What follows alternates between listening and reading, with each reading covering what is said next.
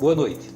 Na quinta-feira, 7 de junho, o governo federal arrecadou 3,15 bilhões de reais. Essa que parece uma notícia boa pode ser analisada sob vários ângulos, porque na prática foi fruto da venda de um dos principais patrimônios do país, a exploração do pré-sal. Um número recorde de empresas demonstrou interesse no leilão, estimuladas por uma lei que muda as regras de impostos pagos e beneficia as petroleiras. O leilão aconteceu há poucos dias da greve dos caminhoneiros que parou o país no mês de maio. O problema envolve muitos interesses e mexe com a vida de todo cidadão porque levanta a polêmica da privatização da Petrobras. O programa de hoje destaca também a política de preços dos derivados do petróleo. Em 2016, o governo decidiu atrelar o reajuste dos combustíveis à cotação do dólar no mercado internacional. Com isso, os combustíveis passaram a aumentar mensalmente, criando grande insatisfação na população de um modo geral.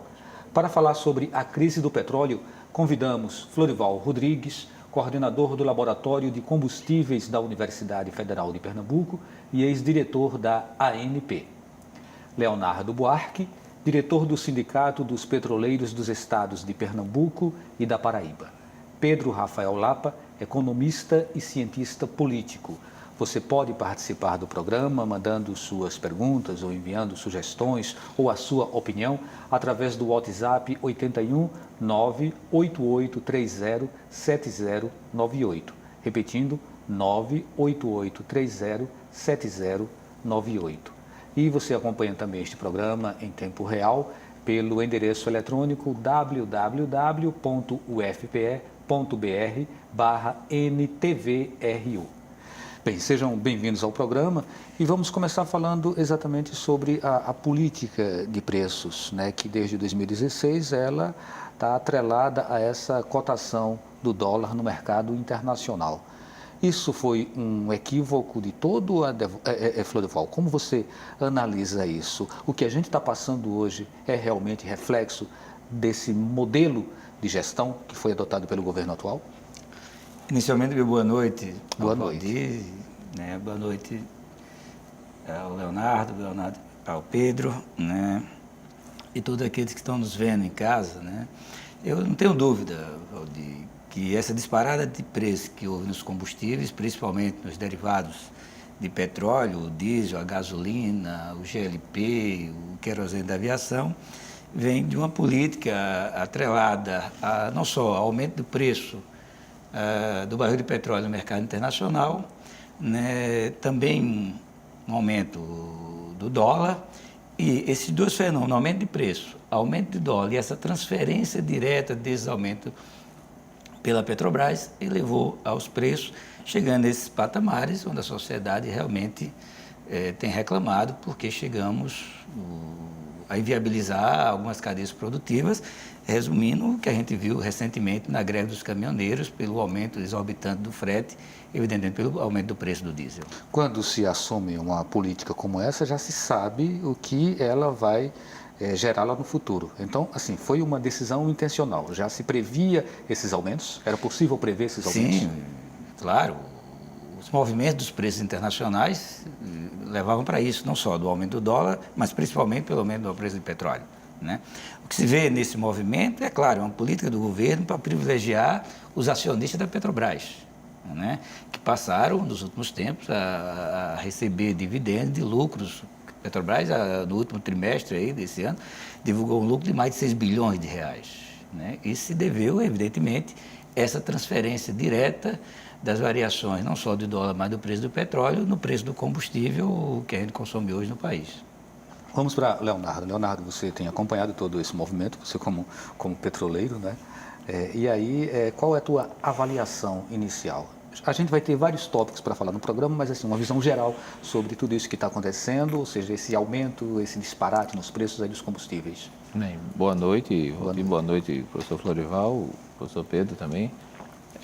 A gente tem sim discutido esse problema e a gente tem lá no movimento sindical, junto lá com os trabalhadores da refinaria, discutido isso aí e denunciado isso aí já há bastante tempo.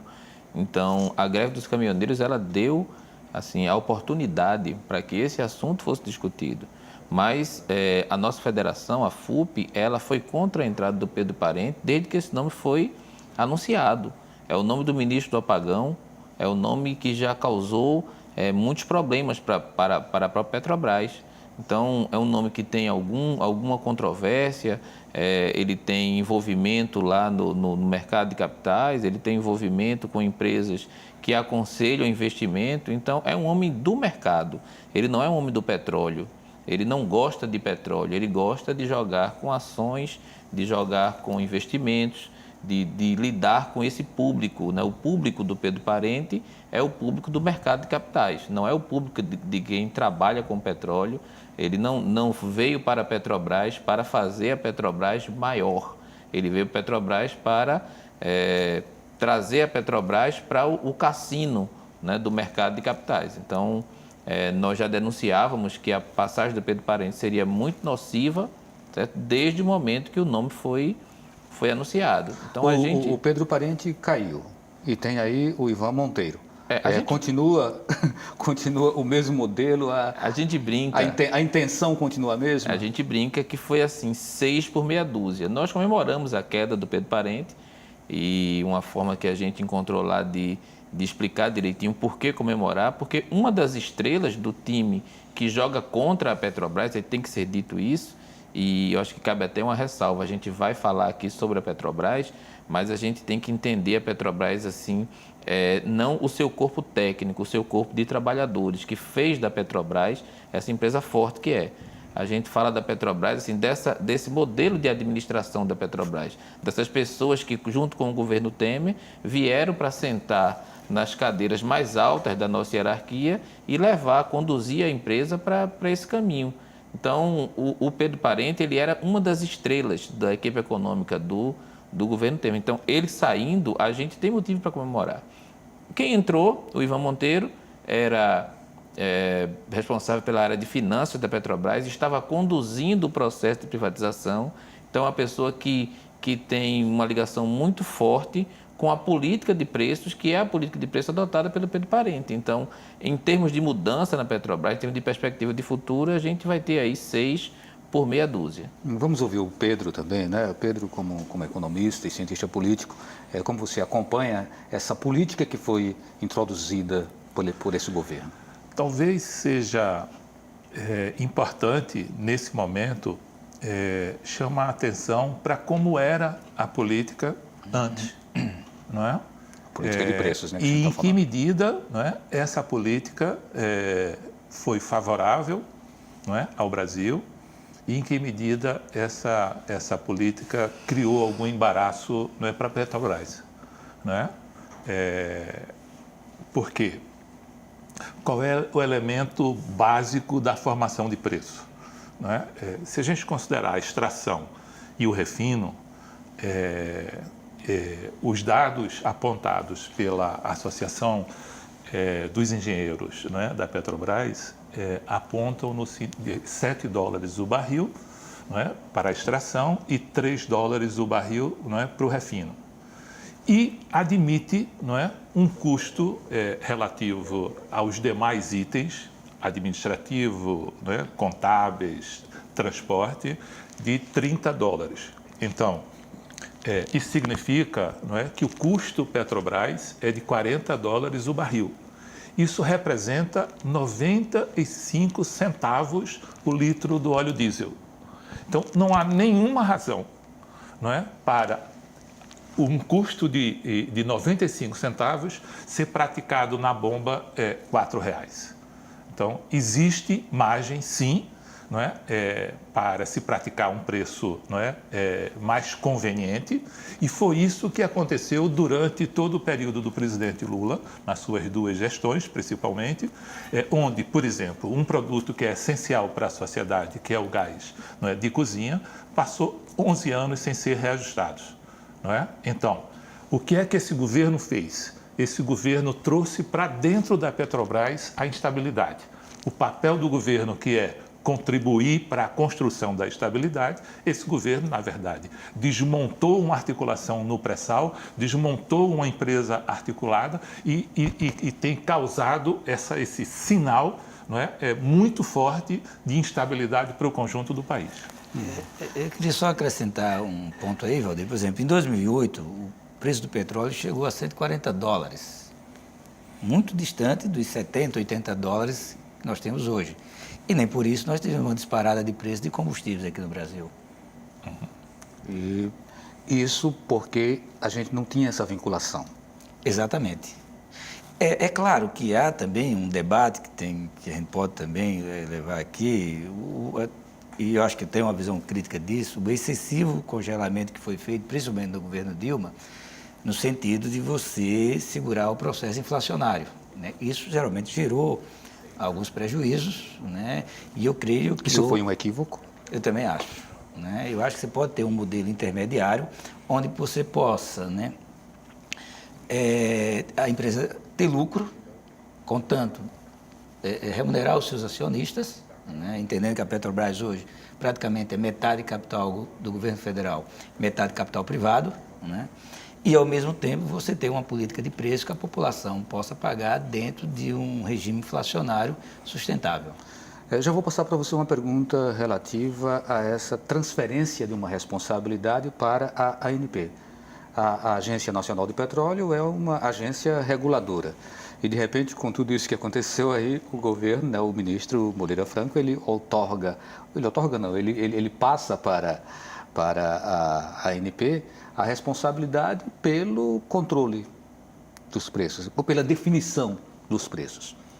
Como você avalia isso, né? E se você permanecesse na Agência Nacional de Petróleo, como você esteve durante um tempo, você aceitaria esse tipo de condição? Você acha que seria bom ou não? Não, acho que vamos esclarecer. A lei, a formulação de preço, ela é totalmente livre. É livre para a Petrobras, né? E é livre para os importadores.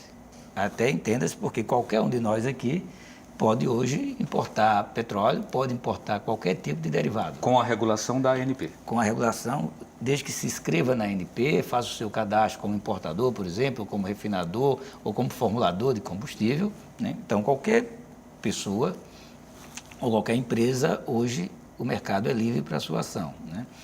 E a lei não permite ou não deixa essa brecha para que a ANP ou mesmo o governo possa tarifar preços determinando que o preço é esse ou aquele outro, né? E há aí uma consulta pública que está sendo pela ANP sobre a questão de datas de reajustes, que eu tenho até minhas dúvidas se isso vai ser possível, né? Quanto ao preço, não tem dúvida, a ANP não tem nenhum mecanismo mediante lei que ela possa estabelecer qual o preço de qualquer tipo de combustível, muito menos o preço de petróleo. Leonardo, quando surgiu o movimento dos caminhoneiros, logo na sequência os petroleiros anunciaram que entrariam em greve também, uma greve que foi imediatamente abafada pelo próprio governo, não é? Quais as reivindicações, qual a pauta dos petroleiros? Essa questão da greve dos petroleiros relacionada à greve dos caminhoneiros, nós já tínhamos greve marcada há mais de um mês. Nós já tínhamos greve aprovada na categoria, porque a greve dos petroleiros ela é uma greve que, para ser aprovada, ela depende de um calendário de embarque em plataforma e coisas desse tipo.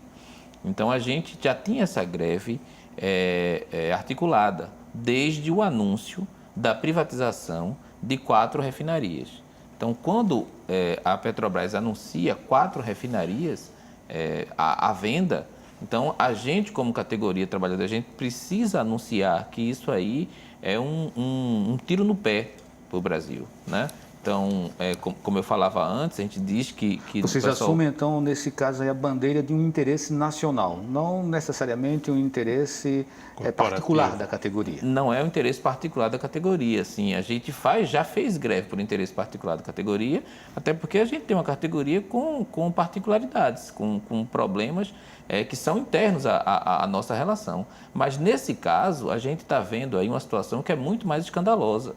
A gente está vendo aí uma situação que se discute aí a política de formulação de preços se deve seguir atrelado ao dólar com reajuste diário, se fazer uma espécie de retardo nesse alinhamento, mas ninguém explica por que a gente tem hoje 68% da nossa capacidade de refino utilizada, né? E 32%, consequentemente, aí, 32% das refinarias inutilizadas, ociosas. Né? Então, a gente tem aí a refinaria que eu trabalho, a refinaria Abreu e Lima, aqui em Pernambuco, a refinaria que ela foi, vamos dizer, concebida como sendo 2 trens de produção, como se fossem 2 refinarias. A gente tem uma refinaria funcionando, né, com freio de mão puxado, vamos dizer assim, e nós temos uma outra ali do lado que está 85% pronta e que não foi concluída. Então, e a gente está discutindo aqui a necessidade de se importar. Eu acho que a gente caiu aí, a sociedade brasileira, eu diria, caiu aí numa armadilha de pensar dentro dessa caixa. A gente importa ou não importa, como importar. Não é como importar. Nós não temos essa necessidade imperativa de importação. Os investimentos eles foram feitos, os investimentos eles precisam ser completados, o Comperj, a refinaria Abreu e Lima, e a gente fica, e nós já estamos atualmente, né, por uma questão até de retração econômica, nós já estamos assim, em condições de produzir todo o diesel a preços nacionais. Então, a gente não tem que ter, né, o insumo diesel da economia dolarizado. Né? Os petroleiros eles não recebem dolarizados. A Petrobras não trabalha 100% de seus custos dolarizados. Por que o preço de venda para o caminhoneiro tem que ser dolarizado? Então, a gente tem que ter esse cuidado para libertar a nossa economia dessa armadilha da dolarização. Se nós temos capacidade de produção, por que vender esse patrimônio? Essa é uma questão que a gente deixa para o próximo bloco e a gente vai começar logo com o professor Pedro. Então a gente volta daqui a pouquinho.